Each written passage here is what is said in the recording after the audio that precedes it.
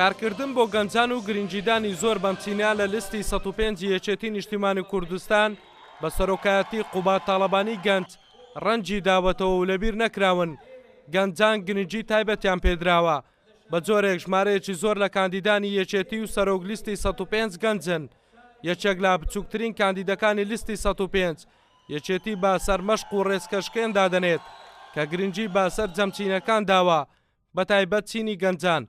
ئێمە وەکو گەنجان یەکێتی نیشتیمانی کوردستان بوارێکی باشی ڕەخساندەوە بۆ گەنجان کە گەنجان بێنە بەرەی پێشەوە چونکە گەنجان دەستی کارامەیان هەیە. من وەکو کاندیدێکی یەکێتی نیشتیمانی کوردستان لە لیستی 105 یەکێتی نیشتیمانی کوردستان بە بچووکترین کاندید هەژمار دەکرێم.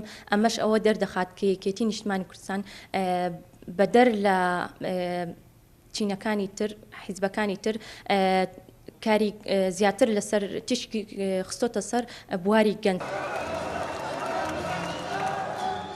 دروشمی سەرەکی لیستی 105 یەکێتی نیشتیمانی کوردستان بۆ ئارامی هەلیکار خزمەتە لە دروشمەکەدا وەڕەنجی داوەتەوە کە زۆرترین کاریان بۆ چینی گەنجانە لە پاڵێنانەکایە ئارامی هەلیکار بۆ گەنجان دەڕەخسێن و خزمەتیش بە سەر جەمچین و توێژەکان دەکەن.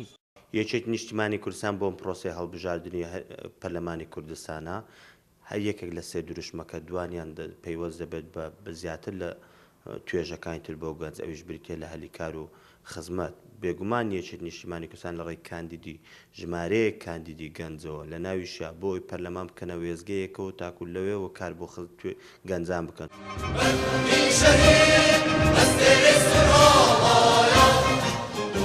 یەکێتی نیشتیمانی کوردستان بە لیستی ژمارە 105 بە سەرۆکایەتی قوبات تاڵەبانی کاندیدی ژمارەیەک با دروشمی بۆ ئارامی هەلیکار خزمەت بەشدارە لە هەڵبژاردننی خولی پێنجەمی پەرلەمانی کوردستان. بەرنامەی لیستی 105 بەرنمەیەکی گشتگیرە و کارکردن و خزمەتکردنی بۆ سەر جەم سێکتەرەکان لە خۆ گرتووە.